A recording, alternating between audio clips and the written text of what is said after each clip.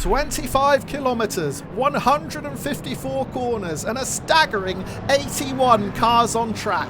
The result, a complete and utter shambles. You will not believe what happens on this first lap alone. I've bought you some wreckfests in my time, but even I've never seen anything quite like this. All in all, it's safe to say my introduction to the Nordschleife on Assetto Corsa Competizione was one of the toughest challenges I've ever faced. It's a slightly longer video than usual today, but I urge you to stick with it. You are going to see complete chaos from the first lap to the last. The levels of aggression on track are insane, and so are some of the crashes. And if things weren't difficult enough, I'm also having to start at the back of the grid behind a lot of the slower GT4 cars. Technical issues with my wheel and pedals forced me to exit the qualifying session and reconnect them. By the time I got back in, there wasn't enough time to complete a lap. But that's enough talk. It is time for the Nordschleife Sprint Cup on Low Fuel Motorsport. 1 hour of green hell is about to get underway. Wish me luck, I'm gonna need it. Yeah, no qualifying time set, so I am back in P77 out of 81 on the grid. The lights are green and we are underway despite being several hundred yards from the start line. And that is a clear indication of the sheer size of this grid. There are 69 other GT3 cars on track, as well as 7 GT4s plus a couple of GT2 and Porsche Cup cars. And what is awaiting us at the first corner? T1 at the Nürburgring is chaotic enough when it's a grid of 30. Today we've got 81, and yep, it's a disaster zone. I'm going to take the safe route. Oh, well, I thought it was the safe route, but I just got ploughed into by the GT4 Porsche of Heiko Kramer. Oh, and then I get drilled again from behind, this time the purple Ferrari of Henk van Zoelen. Oh, and there are cars everywhere going in all directions. What is going on here? It is a complete shambles on lap 1 of this race, and we've not even left the GP circuit yet. Yeah, I took 2 big hits through that first section. The first was from Heiko Kramer in the GT4 Porsche, and then another almighty whack from Henk van Zoelen in the Ferrari. And speaking of Van Zoelen, he's going to sling it up the inside now. He's not back to finish me off, is he? Thankfully not. He tucks it up the inside and gets past not only me, but also Jorn Schindler in the Porsche Cup car. And with Van Zoelen on my inside there, I was boxed in behind the Porsche. I couldn't defend that position. It left a gaping hole. And there are 2 more casualties, 1 to the left, 1 to the right, so another 2 positions gained. I think we've lost about 20 drivers already. And now I'm under attack from Jose Caligaris in the BMW, is side by side through the left-hander. Caligaris is going to have the inside line for this right-hander, so I've got to leave him space. Sure enough, that BMW squeezes its way through.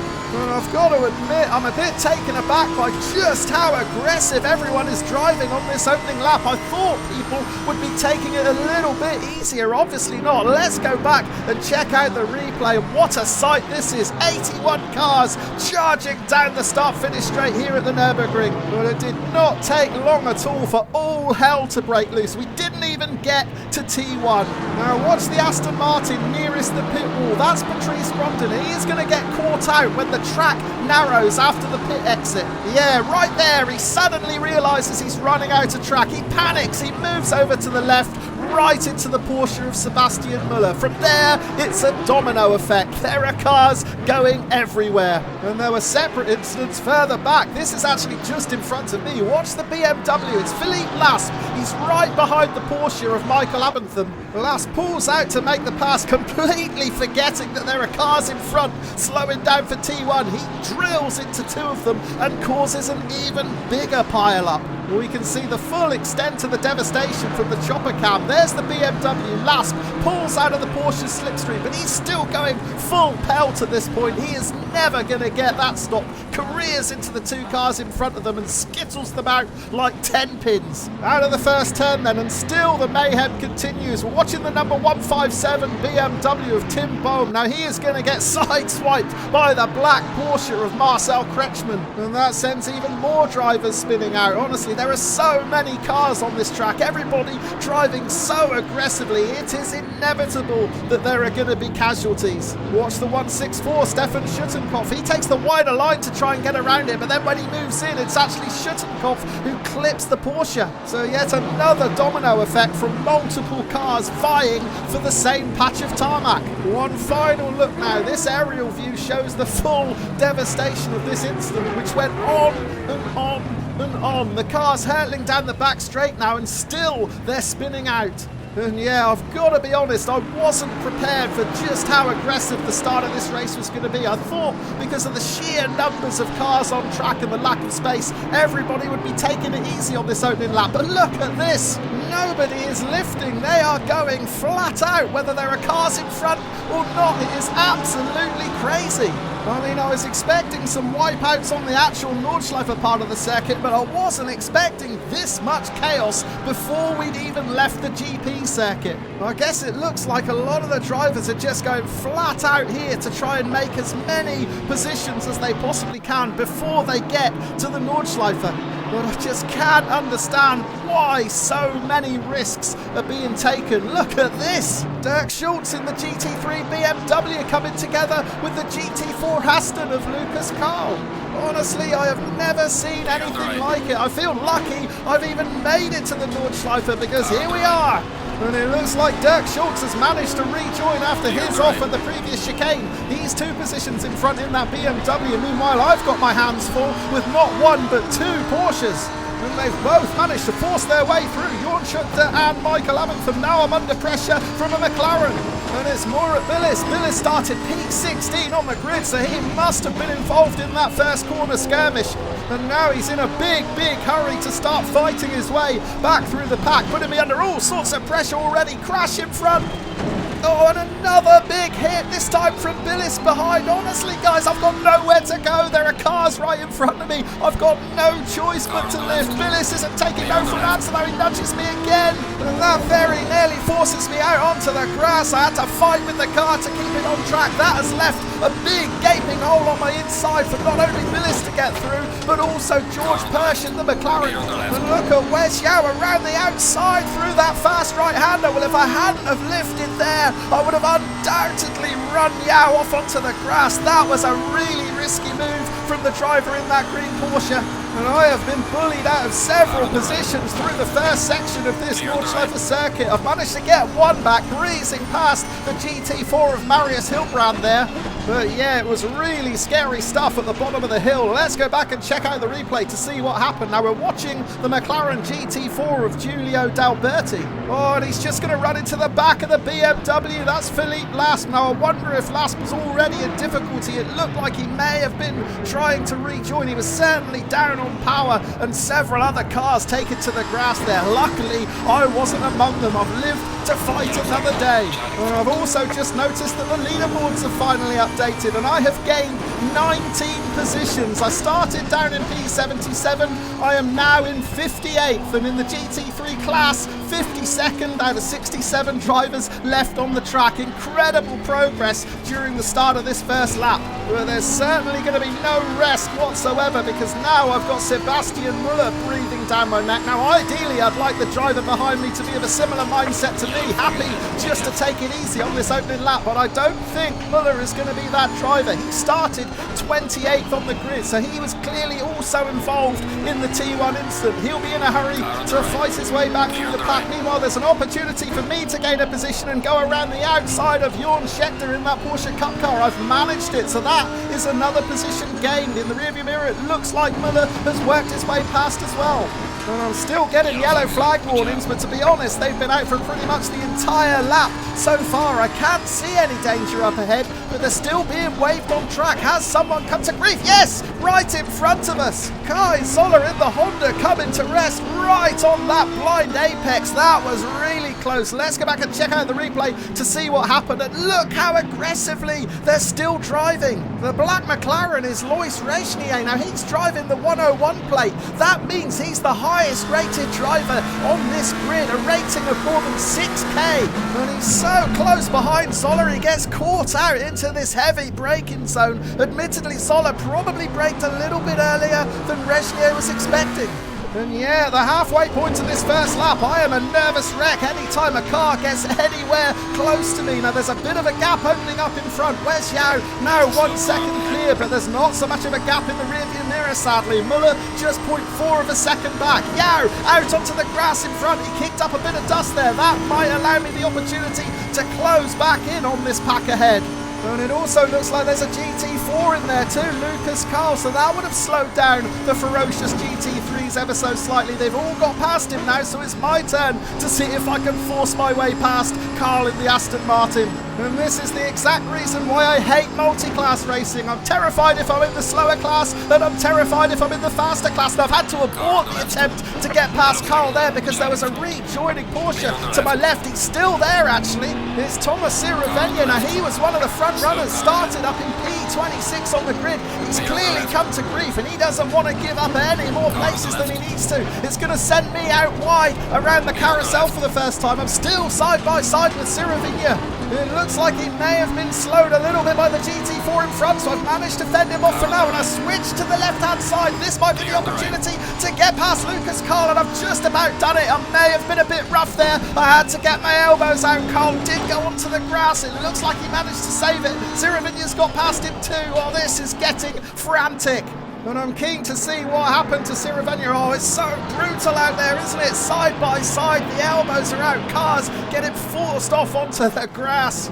And at this point, I find myself on the inside of the black Porsche. It's so tight through this corner. We're going to be side by side, exiting the turn, climbing up the hill to the carousel for the first time. Now, I had no choice but to go wide here because Ciraviglia's going for the inside. Boy, did he ever go for the inside. He almost got his nose chopped off there by Lucas Carl in the Aston Martin. That forces him to back out, which is what gave me the position. And now it's my turn to challenge Carl in that GT4. It's side by side. Was I a bit aggressive here? Yeah, possibly. I didn't quite leave a car's width on the outside. It was really difficult to be fair.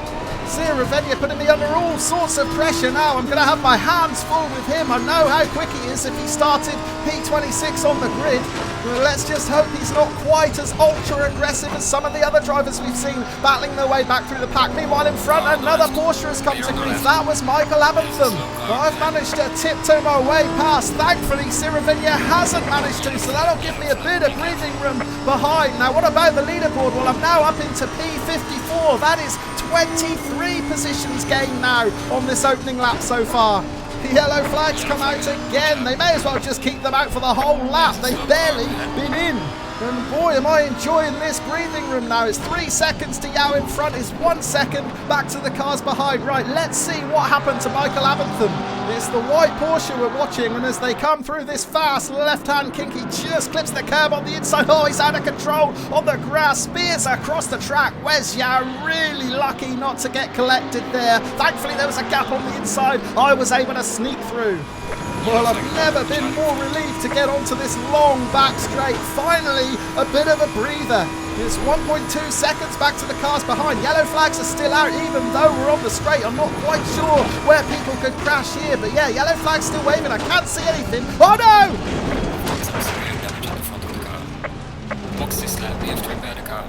Oh, I can't believe it. I have picked up severe front-end damage. Where did that BMW come from? I can barely drive this car. I need to get in the pits as quickly as possible. I can't get across track now until all the cars have gone by. Finally, a clear window to limp into the pits. What a disastrous end to this opening lap. Marvin Della Rosa also pitting ahead. He was the driver I hit, and yeah, more than 1.5 minutes of repairs. Well, let's check out the replay to see what happened here. I mean, he literally came out of nowhere. I had no chance to see him.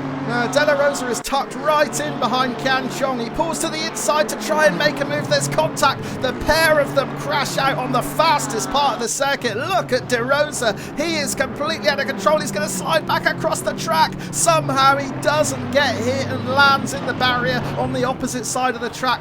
Now, Della Rosa does everything right here. He resists the temptation to rejoin immediately, instead reversing to a safe part of the track where he knows he's not going to get hit, and he's going to wait for a safe window to rejoin. But he's going to need a pretty big gap. If you're looking for the definition of a blind corner, this is it. You can't see anything.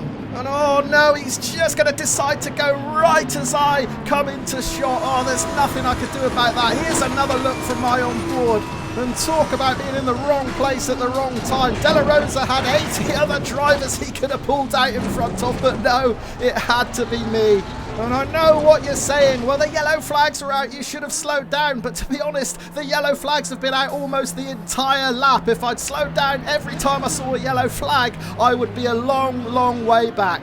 But the only positive from this incident was that it happened so close to pit lane. I was able to limp back with minimal time lost, and this race does involve a mandatory fuel stop, so I was able to refuel at the same time. And as a result, I had a pretty quiet few laps when I did finally get back out on track. So we've jumped forward to 3/4 race distance. There's 25 minutes left on the clock, and as you can see from the leaderboard, I am now 65th out of 73 drivers left on track. Luckily for me, though, a lot of those drivers in front of me suddenly decided to press the self-destruct button. Check out what happened in front of me. Now we're starting by watching Julian Gattaga in the Porsche. Just in front of him there's a BMW and Ferrari trading blows. The Ferrari is out onto the grass and is then going to lose control, slide across track and take Gattaga out. Now Gattaga thinks about rejoining here. Thankfully he thinks better of it, but he is a sitting duck. He's going to get hit for a first time, then he's going to get hit a second time and a third time. This is a huge wreck. Next up is this rabble. Recognise them? This is the pack I was chasing before my incident at the end of lap 1. Now the green Porsche is Wes Yao. He's trying to go around the outside of Jose Caligaris in the BMW, but ultimately it is not going to end well. Yao going really wide out over the curb, but unfortunately Caligaris just doesn't hold that inside line. He moves out wide as well. There's contact between the two of them and they both crash out heavily. Some drivers didn't even need a helping hand. They managed it all themselves. This is Sonny Starsco in the bright pink Lamborghini drilling the barrier on the inside at the end of the final straight. Other crashes were far more sedate. This is Jorn Schuchter in the Porsche Cup car sliding nose first into the barrier. Then at the very same corner, a much bigger incident. Andre Omez in the Ferrari clipping that curb on the inside. It sends him flying into one barrier, then across track, nose first into another barrier. This is Maxence Pinto, one of the two GT2 drivers on the track, getting the second carousel all wrong, sliding into the barrier on the outside and then coming back across track, nose first into the other barrier. And still the hits keep on coming. We're watching Thiago Matos, another victim of these raised Nordschleife curbs, and it resulted in a big wreck. And finally Kai Zoller. Now we've already seen Zoller come to grief on the first lap. Well, he had another big off later in the race and that gave me another position. And because of all that chaos ahead, we can rejoin the live action with 8 minutes left on the clock, and I'm now in 53rd position. There are 66 drivers still out on track. The closest one to me is right in front of me now. That is Max Nels, one of the GT4 drivers. Now I'm just biding my time here, waiting for a safe place to overtake. I found it. I breezed past the Porsche, and that is another position gain. Now, by the end of the 6th lap, I'd closed right back in on Jorn Schuchter. I'd been battling with Schuchter earlier in the race, and the Porsche Cup driver seems to be down on pace now. I've closed in pretty rapidly over the second half of this lap, and there may be an opportunity to get another place here. It's not going to be as easy as passing the GT4 car a little bit earlier, but I'm going to do my very best here to get past Schuchter.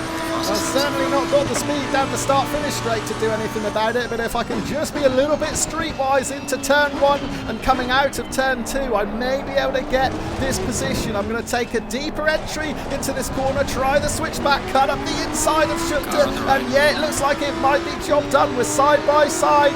Schutter's not going to give it up easily, but I suspect he might have to approach this left-hander. He is going to back out, so yes, it is job done. That has put me up into P50. Right, further on in lap 7 then, the clock has reached 0. I suspect this will be the last lap of the Nordschleife. I've closed right in on Heiko Kramer, the GT4 driver ahead. He's left a gap on the inside. Is he allowing me through? Or maybe he's not, because he's going to fight back coming out of this section. I mean, I know I'm going to get past him. I've got much more speed down this straight, but it has slowed me down a little bit, and that is going to allow the nearest GT3 to close in. Dan Petra is now just half a second behind in that BMW. Right, half a lap until home then. Can I hold off Dan Petra? He's still just 0.5 of a second behind. I'm pushing as hard as I possibly can. I know he's quicker than me. He qualified up in P23 on the grid.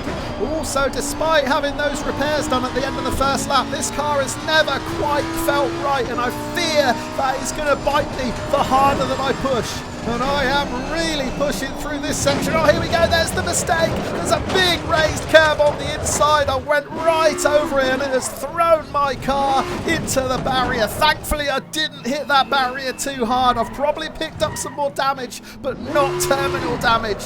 And luckily I've got a near 20-second advantage over Kramer, so I had plenty of time to rejoin safely. Oh yeah, I've definitely got damage now. This car doesn't want to turn at all. If I'm not careful, I'm going to be bashing from barrier to barrier like a ping pong ball. Here's the replay then. Big mistake. I'm feeling the pressure from Petra behind. I pushed just a little bit too hard. Ride that curb on the inside, which chews me up and spits me out. Well, after that mistake, I made sure I took no risks at all over the final third of the lap. I wanted to bring this home in one piece and take P48 overall. However, I'm going to get a big surprise as I cross the line. I start to ease off when I realise there's no checkered flag. I've got one more lap to go, and I'm going to gain a position straight away, am I? Because there's a BMW just emerging from pit lane. That is Sergei Demchenko. Now, it's made me go into turn one an awful lot deeper than I would have liked. As a result, I'm well offline exiting the corner, but I have got around the BMW. I'm up into P46. Okay, one more time around the Nordschleife for old time's sake. I'm now up into P44, and it looks like there's another car parked up on the grass to the right. That's George Scheckter, so no position gain there. Scheckter was already a lap behind. It looks like he's called it a day. So the big question now is, can I hold off Sergei Demchenko? He's currently 0.7 of a second behind, but an awful lot can happen over the course of one lap here in the Nordschleife. So all I can do is keep it smooth. Oh no! Right. So we have damage at the rear of the car. Box, we have to repair the car. Oh, well, what on earth was Demchenko doing there? He has ruined me on the very last lap. And honestly, I don't think I'm going anywhere. This car is undrivable. I'm going to have to retire. Well, I am devastated, absolutely devastated, and absolutely raging. My first thought whenever I get hit this hard is that it has to be deliberate. Though, having seen the replay, he did have his brake lights on when he was careering over the grass there. So maybe it wasn't deliberate. Maybe it was just an absolutely disastrous mistake from Sergei Demchenko.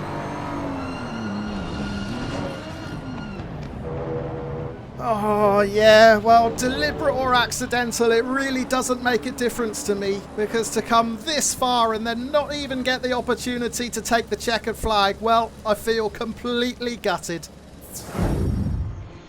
Yeah, gutted is an understatement. To get so far into the race, to be so close to crossing the line and taking that checkered flag, only to have it ended in an instant with a move like that, it really was heartbreaking having to DNF. And I'd done so well in the early stages as well. I've got to be honest, that first lap was the most terrifying experience I've ever had in sim racing. I did so well to stay safe for so long, but ultimately my race was shaped by two key incidents. The first one with Marvin De La Rosa at the end of the opening lap, well, yep, we can all agree that was a terrible rejoin. Sure, the yellow flags were waving and I could have been a bit more cautious, but ultimately I was in the wrong place at the wrong time. De La Rosa had done everything right up until then. He didn't rush his rejoin. He was trying to wait until a safe moment to rejoin, but ultimately his impatience got the better of him and I paid the price. And then what more can we say about the second incident with Sergei Demchenko? I don't think it was deliberate.